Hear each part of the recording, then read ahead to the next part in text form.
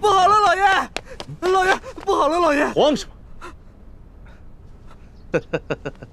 说，庄园进了盗贼，银库里的银子少了整整3万两。这3万两？你说什么？再说一遍。昨夜，庄园进了贼，盗走了3万两银子。你废话你！啊！这么大的事，现在才来报？报了，今儿4更天就发现出了事儿。庄园管事马上派人给老爷还有巡抚大人报信儿，可等到5更天没见回音，庄园管事就派出了第2批、第3批人报信，可还是没有回音。庄园管事意识到事情不妙，便让小人骑马绕行了10几里前来报信，这才顺利进了城。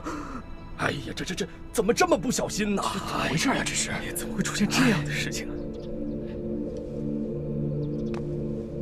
艾老板，我那几批送信的人，不会是让你的人给劫了吧？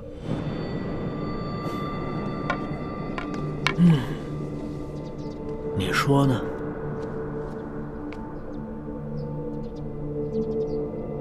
这么说，这批银子是从我庄子上劫的了？你说呢？你真是吃了雄心豹子胆了！去，把这件事报告给巡抚大人。是，来人，把他给我拿下，把他们抓。别嚎了，你外面那几条狗早就被我大哥解决掉了，嚎也没用了。你。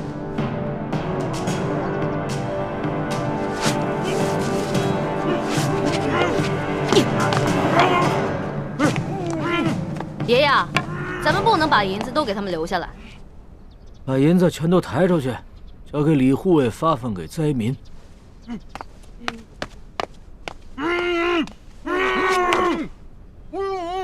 走吧，松儿。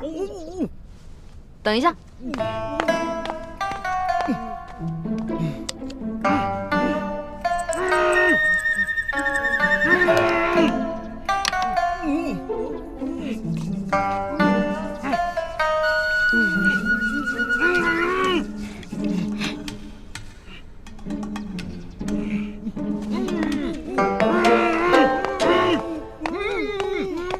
爷爷，我想了想，应该在这几个禽兽不如的东西脸上留点墨宝，也相当于给刘德昭那个狗官下了战书了。意下如何？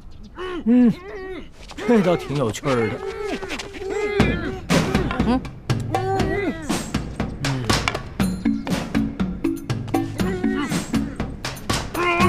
别动，再动的话，拿刀在你们脸上刻字了啊！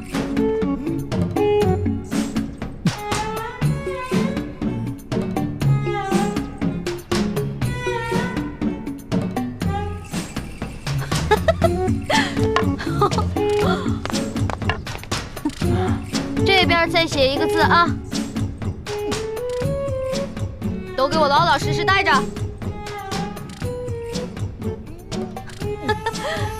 好了。哎，不错不错，写完了。行了行了，别鬼叫了。知道我爷爷是谁吗？告诉你们，我爷爷的字那可是价值连城的，最好在你们脸上永远不要洗掉，给你们还有刘德昭敲个警钟，知道吗？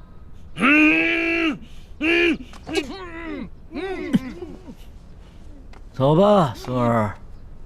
走吧，爷爷。慢点啊，爷爷。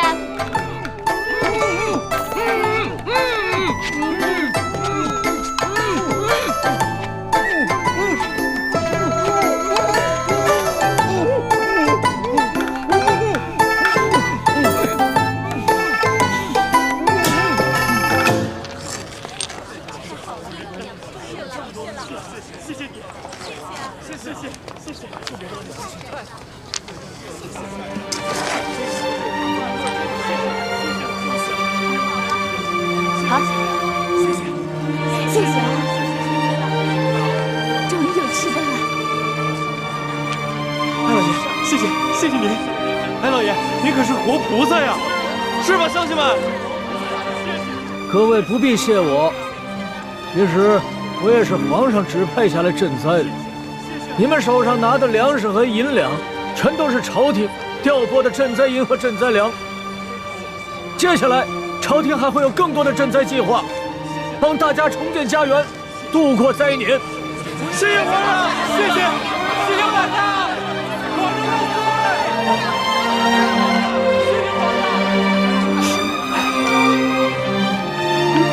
朱哥哥，灾民们暂时得救了，你怎么不高兴啊？灾民得救，我自然是高兴。可如此一来，却是在帮康熙和大清朝廷收买民心了。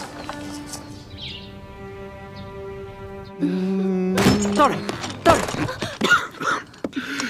干什么呀？你们这是？老爷就不能有点自己的时间吗？大人，舅老爷的库银被盗了。你说什么？银库被盗了？不仅被盗了3万两银子，还有1000担的粮食，也被那帮人分给了灾民。待卑职得到消息赶到码头时，那帮人已不知去向。消消气。这些刁民，这是要造反呢！去看看。老爷，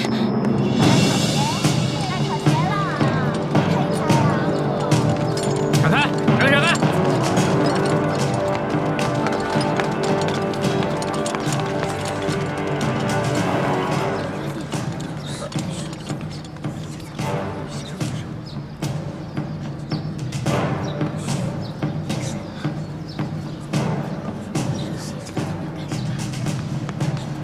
老爷，老爷，老爷！哎呀，你慌什么？老爷好着呢，小心你肚子里的孩子，慢慢说。棍儿和那几个商人被人给绑了。啊？看看去。走。棍儿啊，知道轻点。棍儿啊，这是哪上当了？怎么不起来？这人怎么了？啊，哪个不要命的干的？你到底出啥事儿了？你倒是说话呀！你别吓我！你这是怎么了？来，先起来说啊，先起来！别碰我！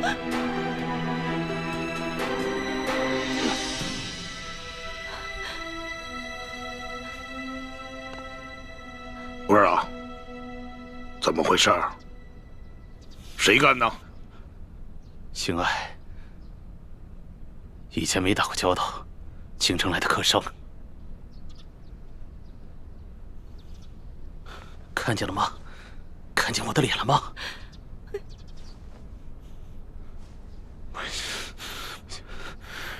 让我抓到他！我扒了他的皮！刘德昭，这事儿你必须得给他做主。你看看他这脸都成这样，他怎么见人？他怎么活呀？他什么时候受过这样的委屈？什么时候被人这样欺负过？我跟你说，这事你要是不给他做主，我跟你说，以后你就甭想有这个没有。好了，成何体统啊！有事回家说去。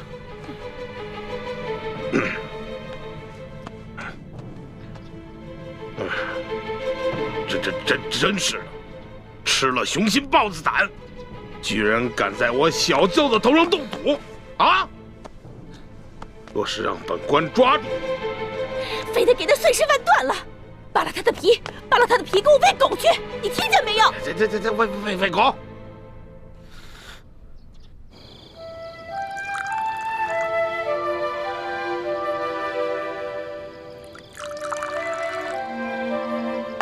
娄小弟，这杯酒我敬你，谢谢你为了老百姓，肯跟我们一起铤而走险。老大，这杯酒应该是我敬你和你大哥才对。要不是你们兄妹俩的话，我还不知道有多少大清的子民要惨遭刘德昭和这些贪官污吏的迫害。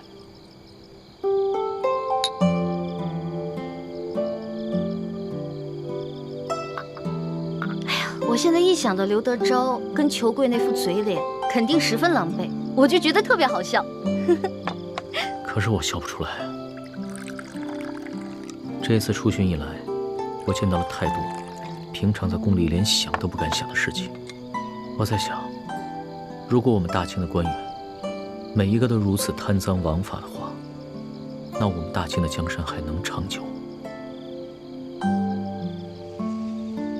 看到那些灾民收到一点点赈济的银两就3呼万岁，说实话，我很震撼，也很惭愧。我们大清的百姓是多么的善良，对官府的要求是多么的低微，而我们这些身居高位的人是多么的失职。龙小弟，为了刚才你说的这番话，我再敬你一杯。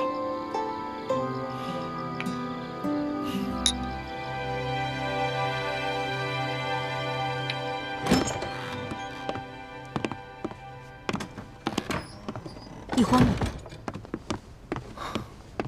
康熙心情大好，拉着易欢陪他喝酒。他们现在正在院中饮酒赏月呢。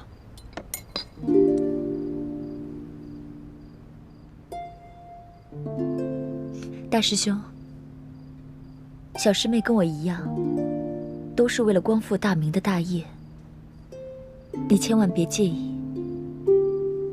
我知道，我会克制我自己的。太子，其实这次的行动我是一直不同意的，但是你却一意孤行。一来你们出生入死，倒是帮康熙收买了民心；二来你在康熙面前暴露的太多了。虽然康熙表面上嘉奖于你，但是内心也难免不会对你和易欢起疑心啊。我明白，但是我别无选择。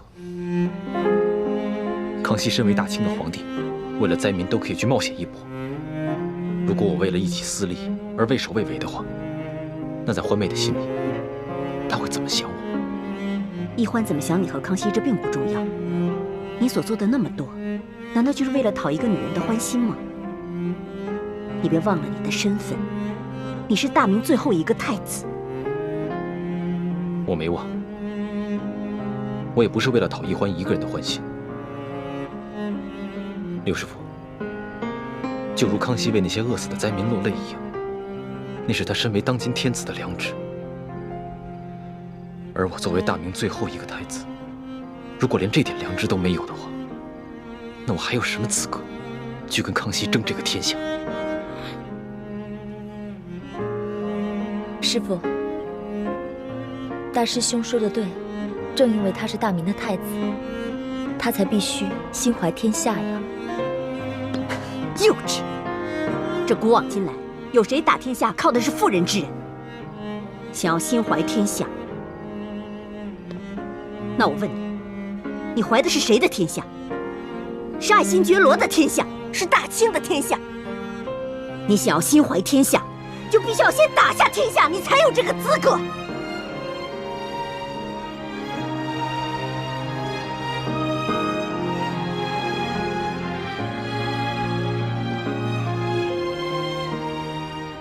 六师傅说的是，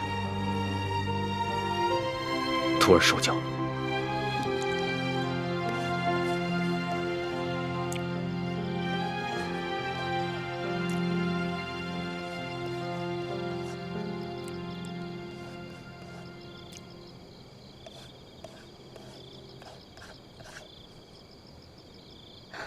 龙小弟，你可认得此字？这不就是龙字吗？那你可知此字何意？老大，你是要考小弟的学识吗？那小弟可能会比老大你强上那么一点点。这龙字啊，本意是指能带来雨水的神物，在此呢，则既指春天的雷雨。耳者闻也，而与龙联合起来，表示耳朵听到春雷声。本意指这个年老耳背的农夫啊，平常无法与人交流，但在春分时节，他能听到春雷响声，便知道该下地播种了。后来慢慢变成现在的意思，指称别人耳背的毛病。龙小弟，若论这番学识，我自然是不如你。但是今天我想给你讲另外一层意思。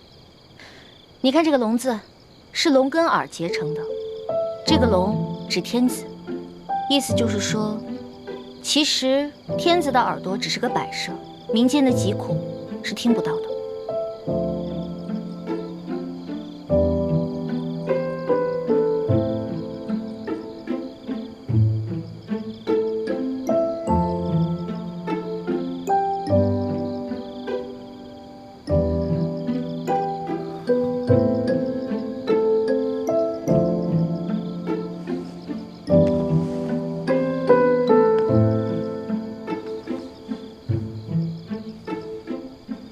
谢老大指点，对小弟来说，犹如醍醐灌顶，顿生觉悟。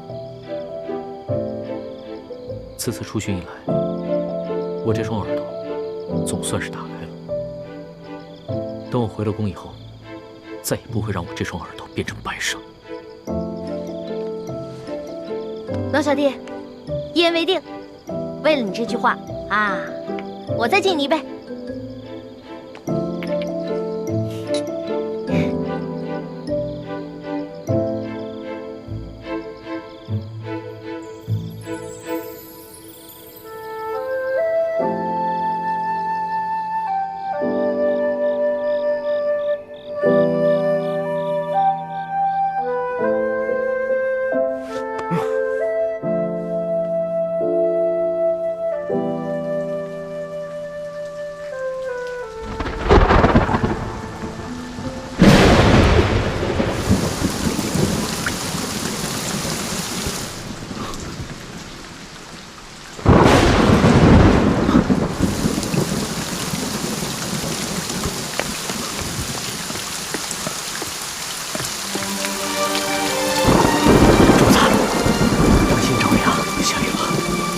下雨了，哈哈哈！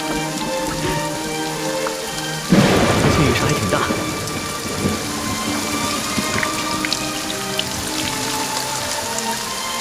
看这个雨势，山西的旱情应该能得到缓解。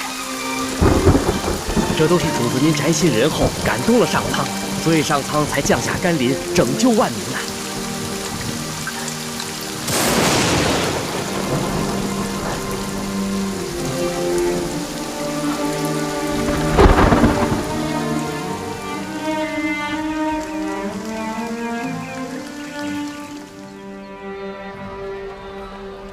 想不到这场雨一下就是3天，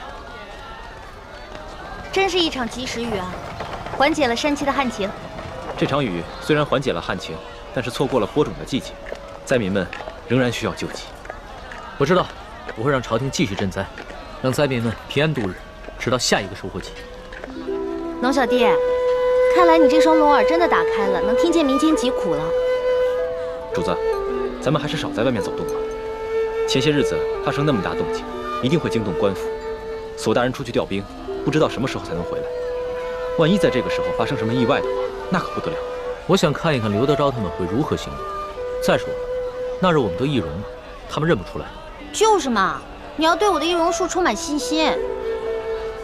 主子，你看现在街道上，这个灾民比以前少了很多，多半是他们领到了钱粮，又看到旱情得到了缓解，所以都回家去了。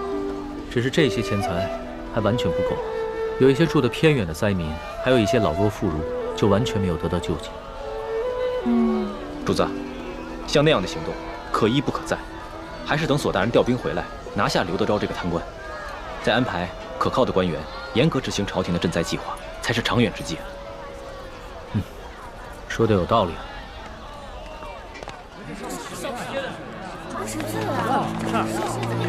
我跟你说，听说前些天有人在码头上给灾民们分粮分银。哎，龙小弟，咱们都成了官府通缉的江洋大盗了。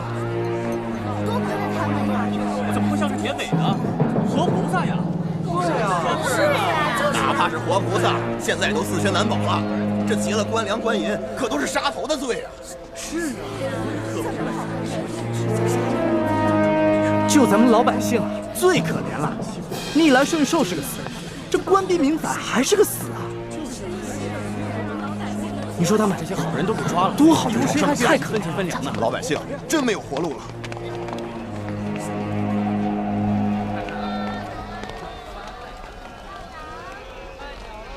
待我回宫之后，一定要将刑部那些盗案发回重审，只有那些真正打家劫舍的盗案，才判死罪，而那些被无良贪官逼得走投无路的囚徒，全部从轻发落。龙小弟，你简直太圣明了！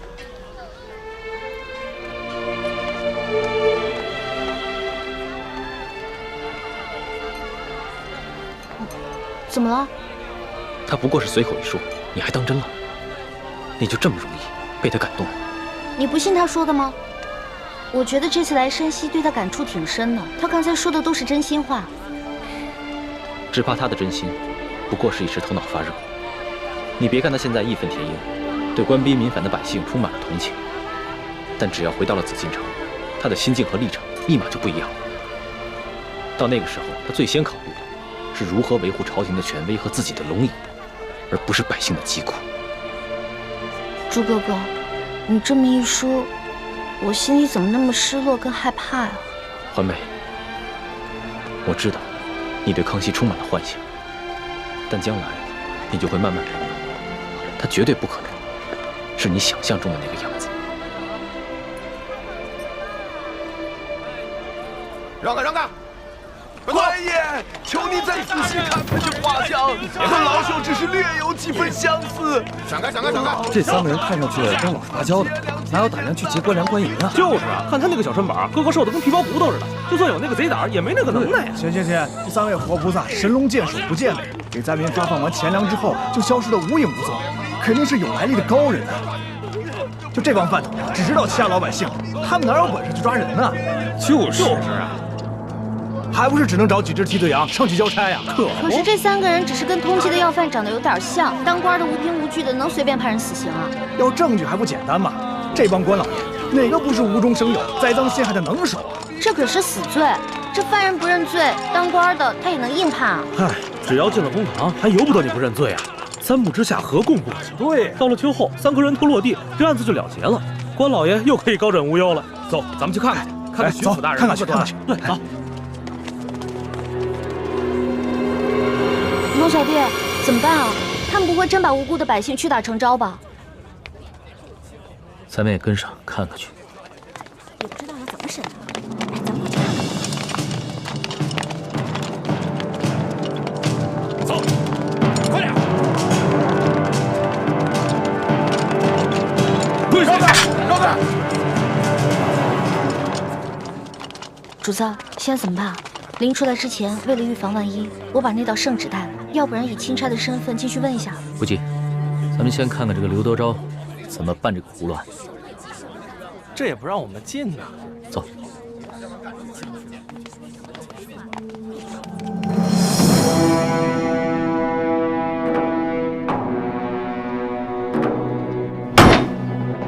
王13、胡二狗、谢大牛，你们说你们并未劫粮劫银，可是为什么从你们家中搜出了失窃的官银跟粮食？讲！大人呐，小老儿实属冤枉啊！那些粮食和官银，不是官府赈灾分给咱们灾民的吗？那夜在码头取了好些个灾民，每人都分到了1斗粮食和1锭银子啊！大人，小人更冤枉啊！那夜小人听说有活菩萨要在码头上给灾民们分钱分粮，本想赶着去的，不料小人的娘子摔了一跤，把怀了3个月的孩子划掉了。等小人安顿好娘子，赶到码头，银子和粮食早就分光了，活菩萨也不知去了哪里。小人的家中穷的只剩下4面墙了，也不知差爷们怎会在家中送出这些粮食和1锭银子来。大人，大人，小人冤枉的。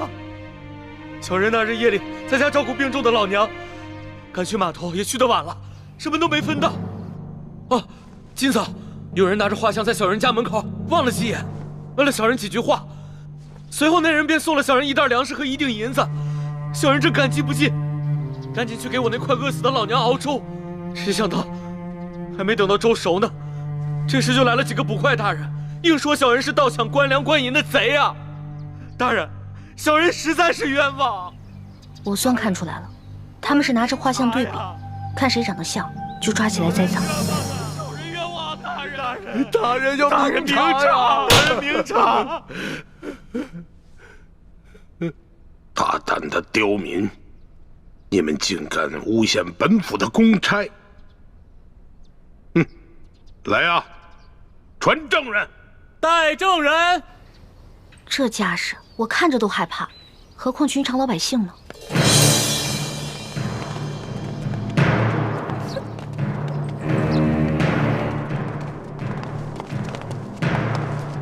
参见大人。好了，都起来吧。谢大人。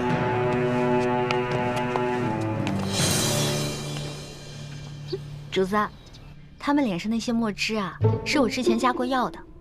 要是想洗掉的话，除非搓掉一层脸皮，不然的话1个月都别想洗掉。这些梁上丝毫没有吸取教训，脸上的字还在，却又在陷害无辜百姓了。他们竟然如此不知悔改，将来我便命人将这些字刺在他们脸上，除非他们撕掉脸皮，要不然一辈子都洗不掉。真的？那就太痛快了，这就叫做恶人自有恶人磨。你什么意思啊？我也是恶人。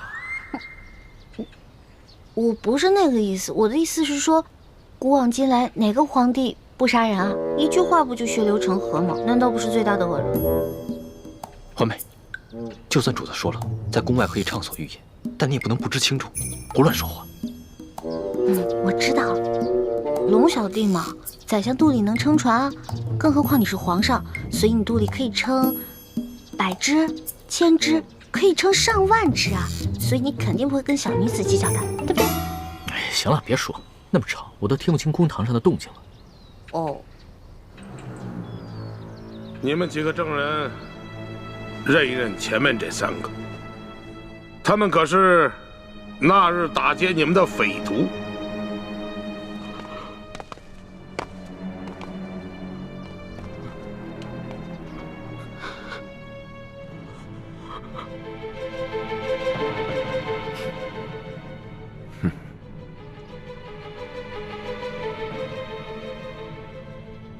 没错，大人，就是他们。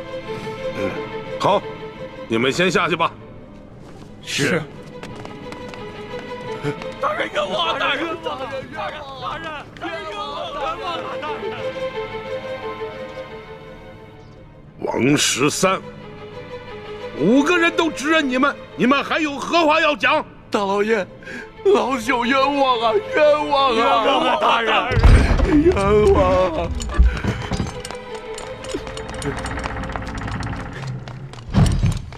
大人，这是我等从那3人家中搜出的迷药。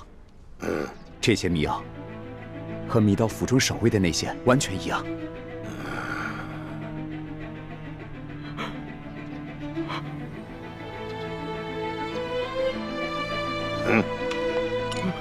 大人，大人，小人跟老娘直肠挨饿，早都不想活了，就连买包老鼠药的钱都没有，哪里来的钱买迷药啊？大人，冤枉啊！大人，大人，小人和娘子也饿了好些天了，家中若有迷药，早就不管这么多，先吃下去了，哪里还能留到官员们来搜啊？大人，冤枉啊！大人，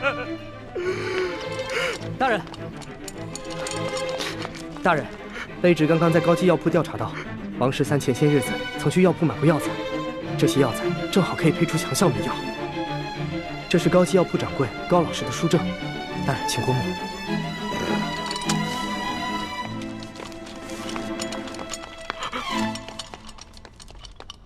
哎呀，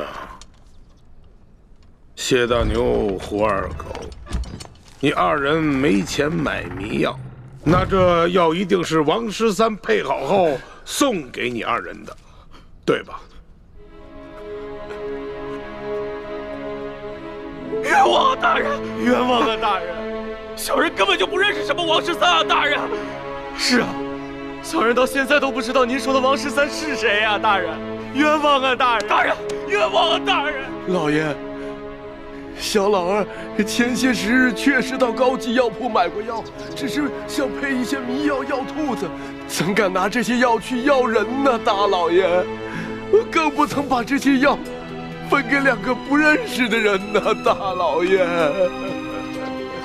真没想到，他们连相关的伪证都做好了，看这手法，简直是轻车熟路。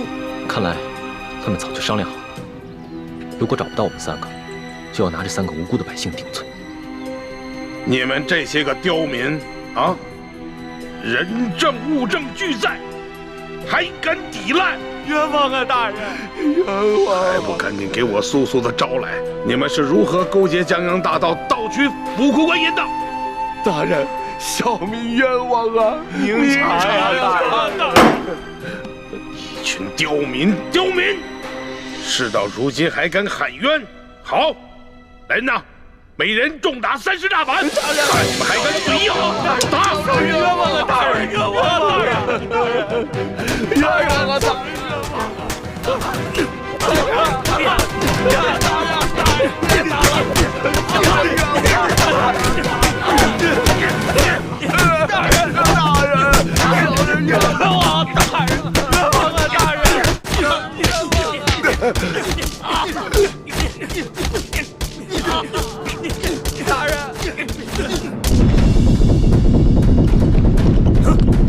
干什么呢？要干什么？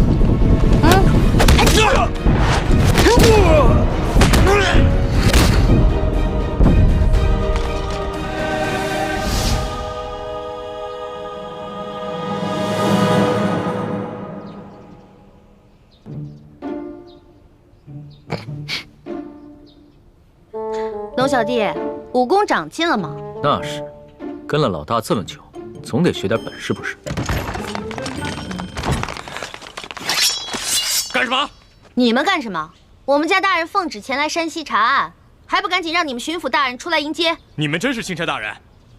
圣旨在此，还有假吗？哇，一道圣旨这么威风啊！老大，这个代表着至高无上的皇权。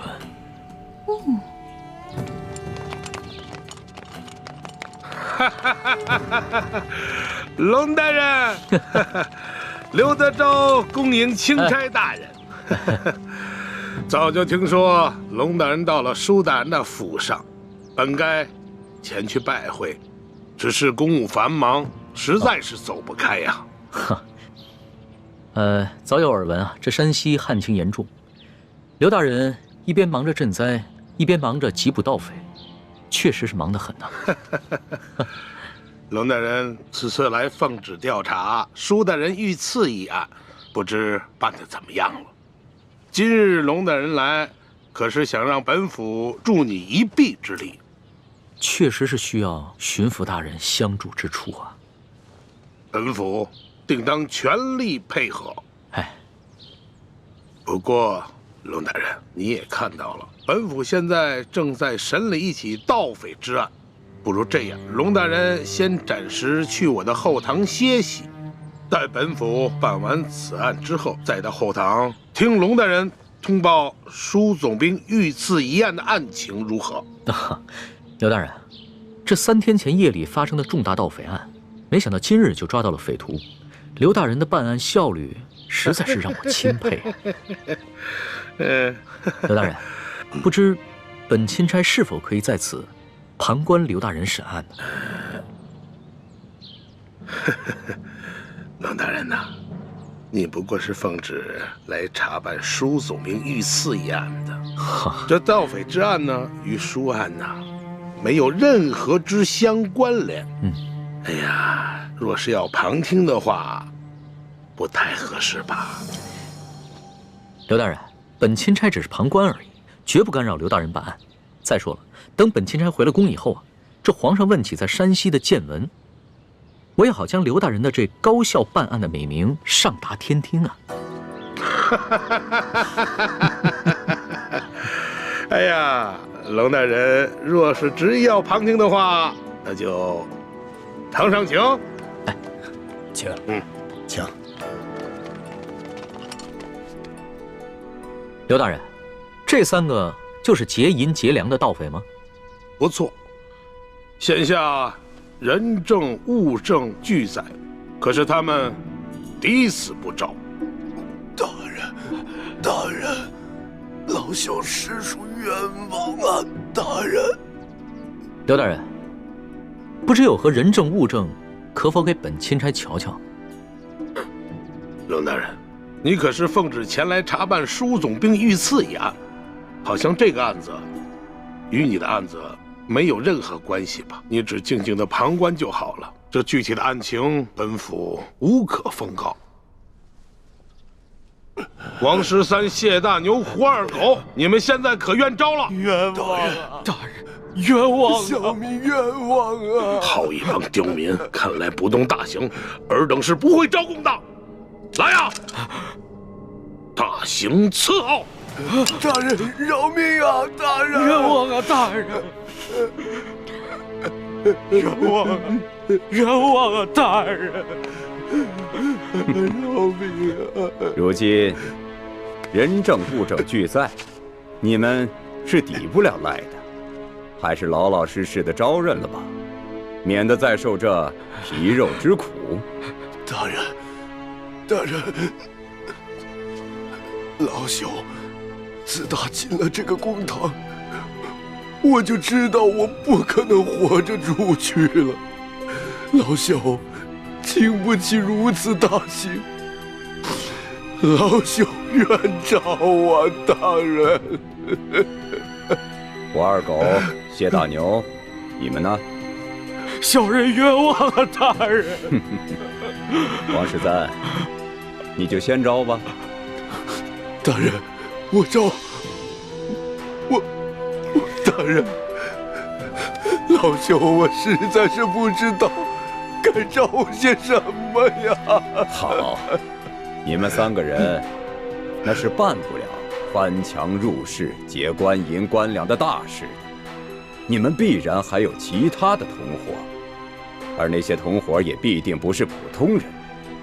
那些人应该是盘踞在牛角寨上的潜名余孽，才会如此的胆大包天，是不是啊？大人，大人，您说是就是吧？那你就将如何勾结牛角寨贼人的经过，如实的招来吧。这经过，大人，老朽年老昏聩，这经过我实在是记不清了，就以大人调查的为准吧。好，那么你再想想，你又是如何联系胡二狗和谢大牛，去给牛角寨的匪徒做接应的？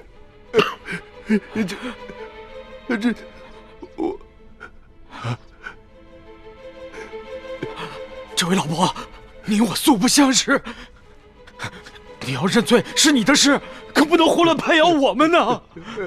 前日我家娘子刚刚流产，还等着我回去照顾她呢。这位老伯伯，我家里还有瞎了眼的老娘等我回去照顾，这盗抢官粮官银，可是死罪啊！大人，大人，老朽无儿无女无家产，我死不足惜。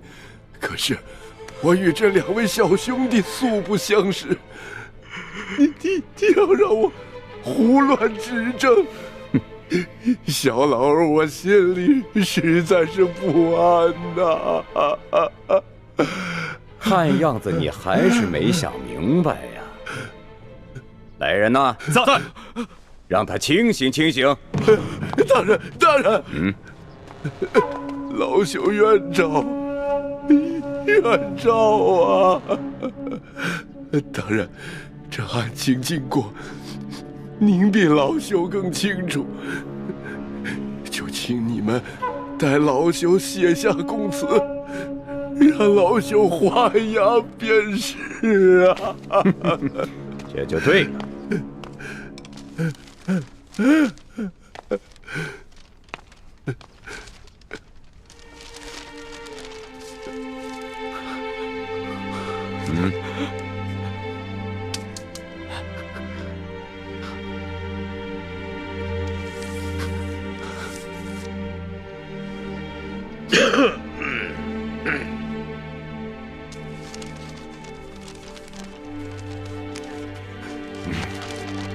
来人呐，在，把王13押下去。是。大老爷，走，你们关闭民房呐！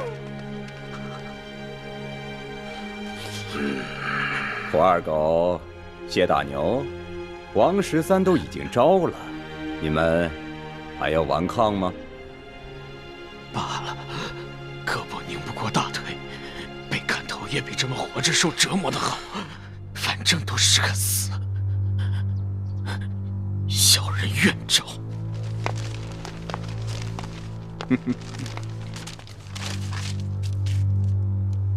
有劳大人转告小人娘子，小人不能陪他白头到老了，让他自行改嫁吧。你就放心吧。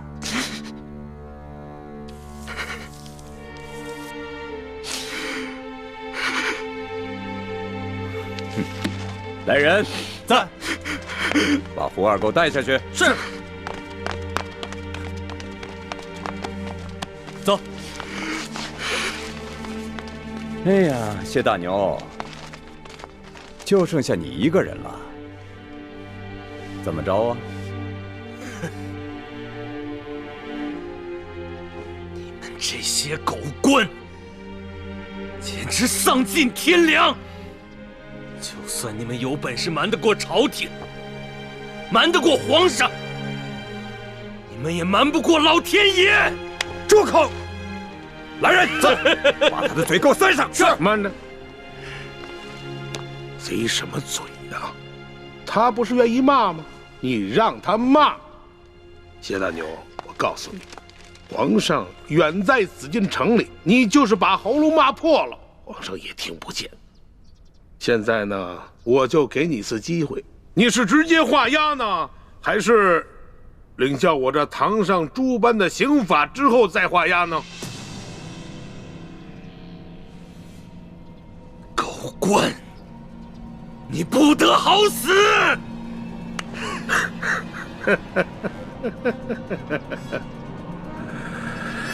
动刑！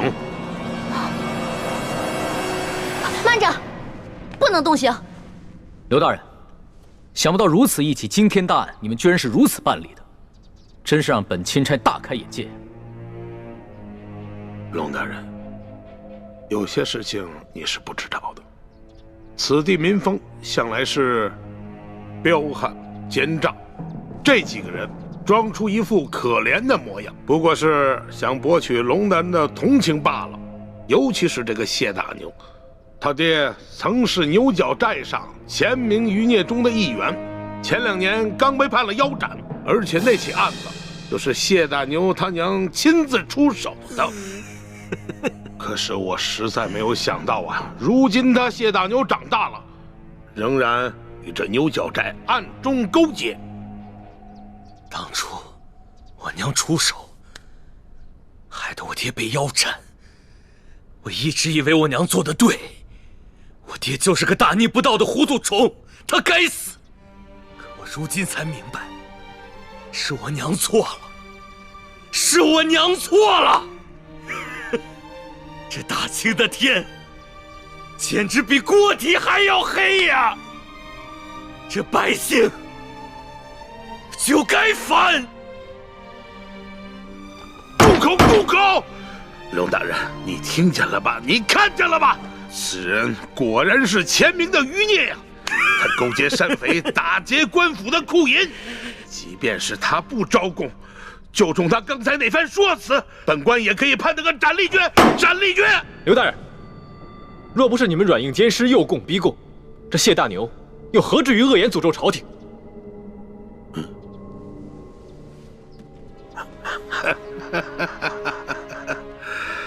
冷大人啊，这2位，一个是您的贴身丫鬟，一个呢是您的贴身护卫，算起来也是您的奴才。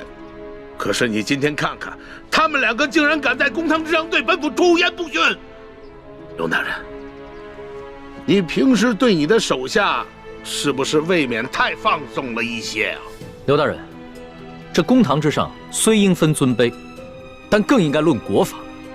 你这个审案的手段，的确让人无法苟同啊！哼，龙大人啊，这说起来，你虽然乃是一个奉旨办案的钦差，不过是官拜五品，比起我这2品的大员来说，似乎是还低了这么几级吧。而且这圣旨上写的是明明白白，你龙大人是来办理舒总兵遇刺一案的。龙大人啊，你这干涉我地方的刑案，恐怕是不合体力吧？刘大人，下官的官职是比你低，可是你就不怕下官回了京城以后，向皇上交旨之时弹劾你吗？龙大人，皇上虽然年少，但他却是圣明的天子，我想他不会听一面之词的。龙大人啊，你这一路辛苦了，我看还是到后堂先歇息吧。待本府审完这起案子之后，再同你好好交流交流同僚之谊吧。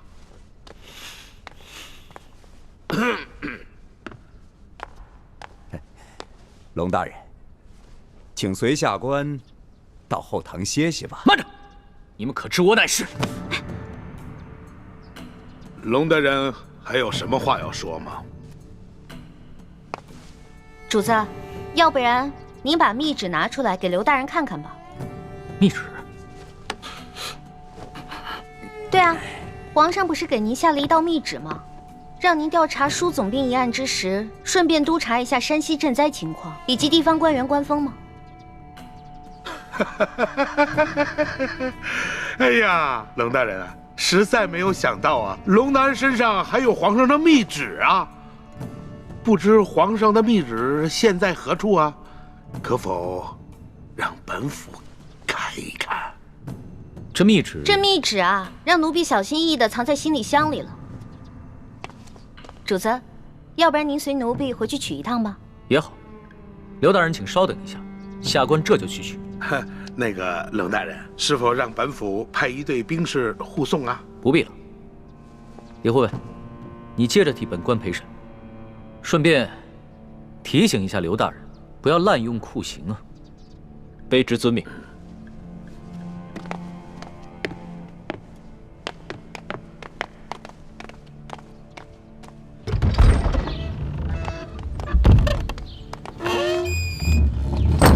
老大，现在怎么办？如果咱们拿不出密旨的话，刘德昭一定会说我们假传圣旨，到时候必定跟我们翻脸，那3个人就死定了。尤其是那个谢大牛，不死也得残废啊！哎，事到如今，只能造一封假的密旨喽。伪造密旨？这个刘德昭身为山西巡抚，又加兵部侍郎衔，乃2品大员。即使他不知道你长什么样，你的字他总归认识吧？老大，你疯了吧？这是我首次微服私访，毫无经验。我没有带上玉玺，也没有带上书写圣旨的龙文黄卷啊！万事都有变通的嘛，龙小弟。这个密旨肯定不能正式的写在龙文黄卷上啊！我们把宫里御用的花笺，加上你的御笔亲书，还有玉玺印鉴拿出来给他看，肯定能唬住他了。不是，可问题就在于没有玉玺啊！我可以帮你搞定啊！我照着你圣旨上的玺印刻一个不就得了？你还会刻章？那当然了。老大，我18般武艺样样精通，医药赌蛊、机关杂耍、金石篆刻都不在话下。走吧。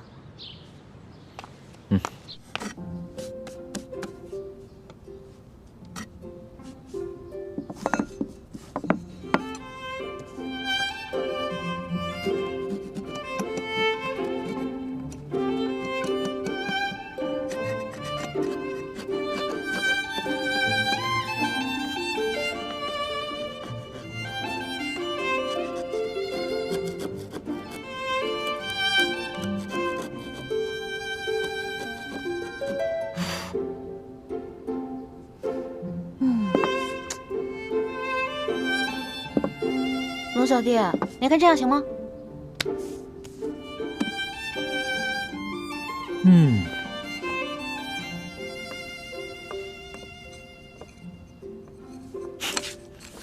老大，你这个篆刻的功夫果然和你的武功一样，不能深究啊。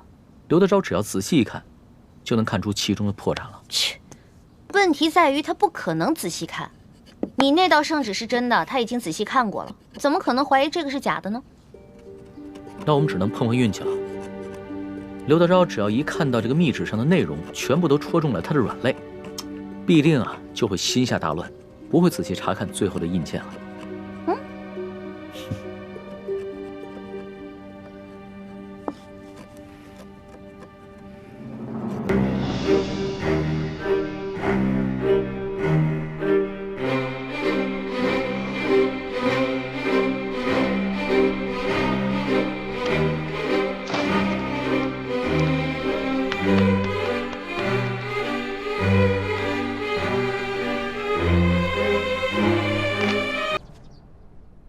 李护卫，不知你家大人和令妹何时会回来呀？我家大人回去以后还需要沐浴更衣，就麻烦刘大人和诸位大人要不先把这谢大牛押下去，等我家大人回来了再审。来啊，在。将这谢大牛先押下去。是。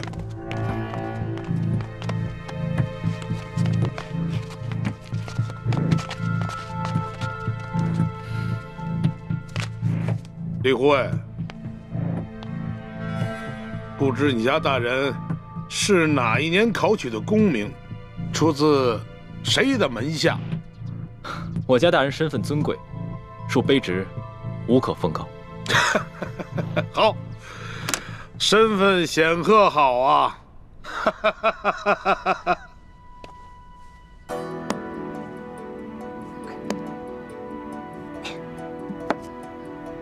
哇，大功告成！龙小弟，怎么奖赏我？奖赏？伪造官印已是杀头的大罪，这伪造玉玺是要诛九族的。龙小弟，什么意思啊？过河拆桥？我可是奉旨造假。我跟你开玩笑的。论到杀头的大罪这几天我龙三犯的可不比你少。只不过老大，我真的很好奇，你到底是从什么地方来的？为什么会有这么多特殊的技能？我就是一个江湖混混啊，江湖小混混，自然要学得多一点，不然怎么混得开啊？对吧？相比于刘德昭你更是让我大开眼界。亏你技艺不精，这个玉玺呢，你伪造的不能到以假乱真的地步，要不然的话，那可真就天下大乱了。龙小弟，我是不是做了什么忌讳的事儿啊？从此在你心里就记了我一笔了？没事儿，这要是别人呢，伪造玉玺，不管出于什么原因，我都不会轻饶了他。但是你嘛，我知道，你虽然天性顽劣，但是你一定不会做出什么让我不可原谅之事。虽然你嘴上这么说，但是我知道，在你心里已经对我有防备了。早知道我就不出这个馊主意了，另外想办法救那3个百姓啊。反正呢，我已经打定了主意，这次回宫以后，就一辈子把你拴在我身边，这样的话，你就不会犯下什么连我都保不住你的重罪了。我才不要在那个像金笼子一样的紫禁城里坐牢呢。君无戏言，记住我刚才说的话。可是你现在已经不是皇上啦，你是我的龙小弟啊。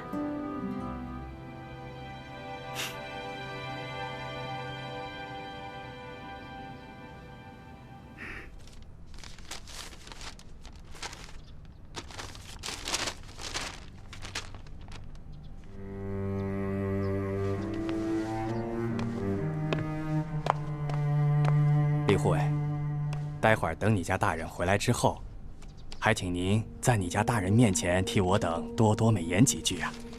啊！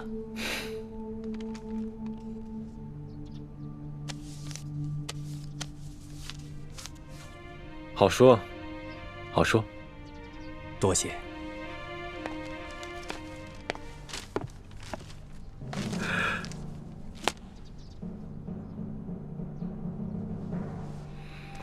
钦差大人到，圣旨下。皇上密旨到，刘德昭等一干官员接旨。臣刘德昭接旨。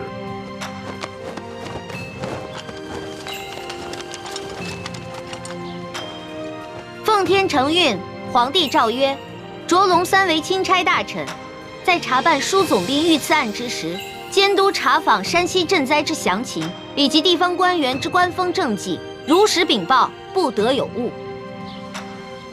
吾皇万岁万岁万万岁！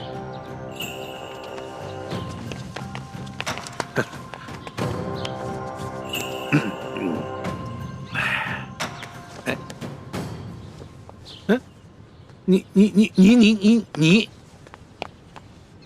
刘大人，这皇上的密旨可都听到了。这临出宫前啊，皇上再三叮嘱，一定要详查山西的赈灾详情，以及地方官员的官风政绩。那就有了各位大人多多配合了。哎呀，龙大人您就放心，我等自当竭尽全力的配合龙大人。龙大人这一路实在是辛苦了。这舒总兵的府邸的位置这么偏僻，而且呢，设施呢又这么简陋，实在是委屈龙大人了。龙大人是这样啊，如果龙大人您不嫌弃的话啊，毕府呢有一个小小的别院，而且环境十分之优雅，出行呢十分之便利。大人可否考虑移驾到小院暂住啊？多谢刘大人的美意。只不过啊，这皇上下旨让下官巡查当地的官风，你我不适合走得太近，只怕别人容易多说闲话，对你我都不利呀。哎呀，龙大人，你看你啊，自京城远道而来，那是翻山越岭啊，太辛苦龙大人了。你看啊，你既然到了这里，那怎么着也得让我们这些地方的同僚尽一尽地主之谊吧。主子，咱们这几天在舒府，天天粗茶淡饭，嘴里都淡出鸟来了，不如就看看这刘大人有什么好东西招待我们。鸟的，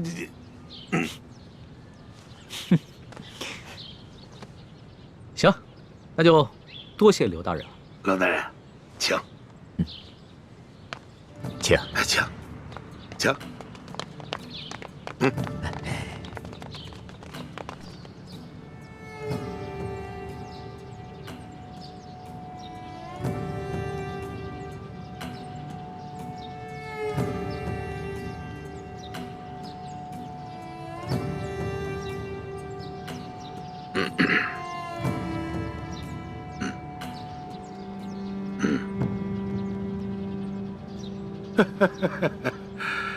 哎呀，龙大人啊，能够来此与我们这帮地方同僚小叙，实乃是我等荣幸之至啊！龙大人啊，咱们就别干看着了啊！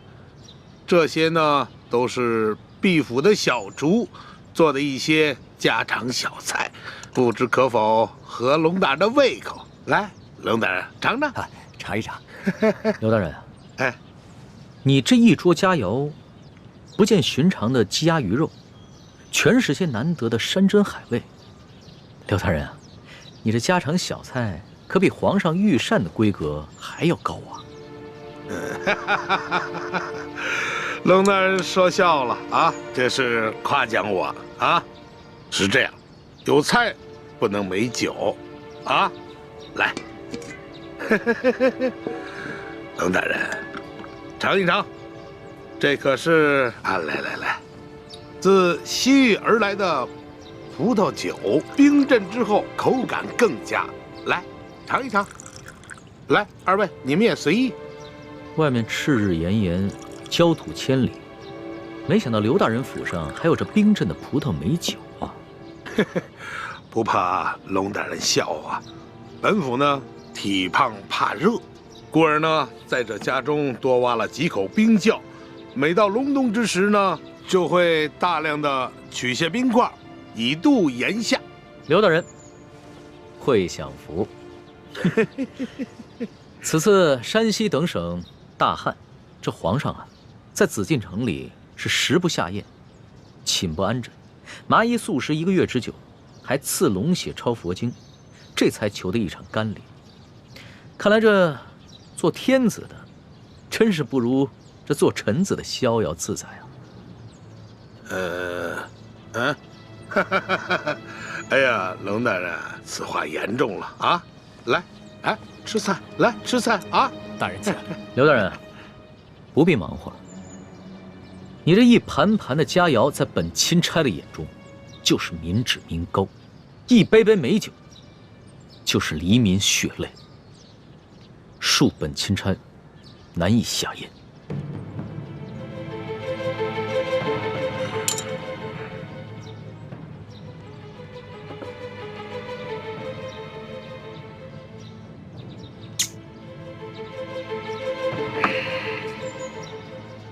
龙大人果然是忧国忧民呐，让我等十分惭愧啊！你有什么话，不妨直说，我等洗耳恭听。刘大人，咱们也不必拐弯抹角了。你我已算是心照不宣，我只要求刘大人做好3件事情。不知哪3件？第一，放了王13等人，还有那日你在你小舅子员外抓捕的那些灾民，全部无罪释放，并加以赔偿。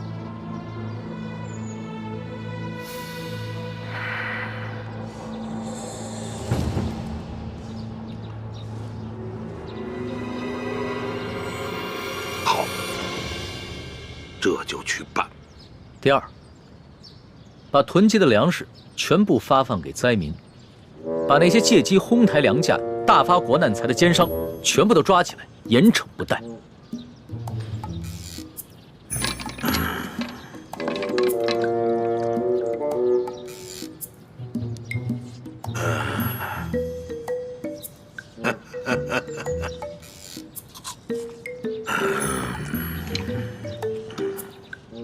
好，这就去办。第三，交出赈灾银两的账目，并打开银库，让本钦差一一核查清楚。若有短缺，你等自行想办法补上，然后再跟本钦差一起，把这些银两发放给灾民。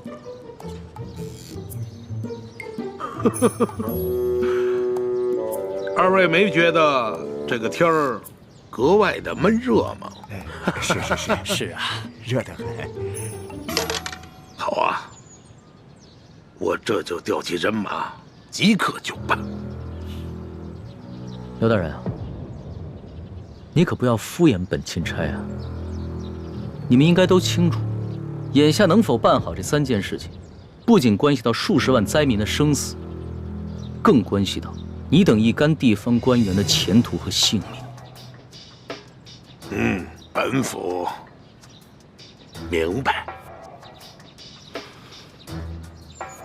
行，那本钦差就告辞了。宋大人，不必了。诸位大人，留在这儿，继续享用这些美酒佳肴吧，别浪费了。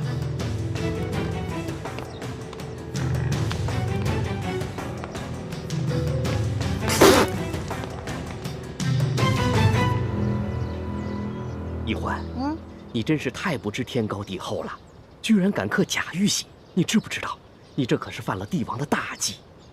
虽然皇上表面上夸奖，但你知道他内心是怎么想的吗？我知道啊，我当时说完就感觉到了，他心里肯定不开心了。可是现在反悔也没办法了呀。叔父，一欢也是救人心切，他一向心性单纯，不明白帝王的复杂心思，现在埋怨他也没用了。本来就是啊，我以为我在帮他解围，而且是他让我刻的，谁知道会这样。朱哥哥，我是不是又办傻事了？是有点傻，但是我不怪你。我们本来就跟康熙势不两立，翻脸也是早晚的事情。好在眼下他跟我们还算是同一条船上的人，就算是对我们起了防备之心，也只能暂时和我们维持眼下的关系。你不必过于自责。从小到大你都这么包容我。哎，你呀，你呀，我早晚得死在你们两兄妹手里。唉，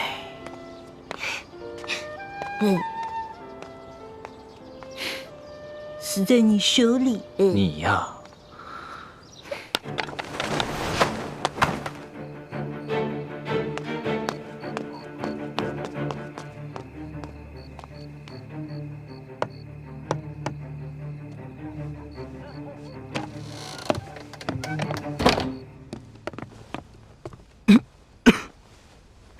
都是因为那夜我下手太重，要不我先用内力替你疗伤。多谢前辈，不必了。刘德昭一直怀疑他身边有了奸细，只是还没有怀疑到我身上，所以我不能耽搁太久。是不是刘德昭他们又有新举动了？今天钦差大人直接来了府衙，还亮出了皇上的密旨，把刘德昭他们吓了个半死。钦差大人走后，刘德昭便召集了他那几个心腹的官员和府商，一起商量对策。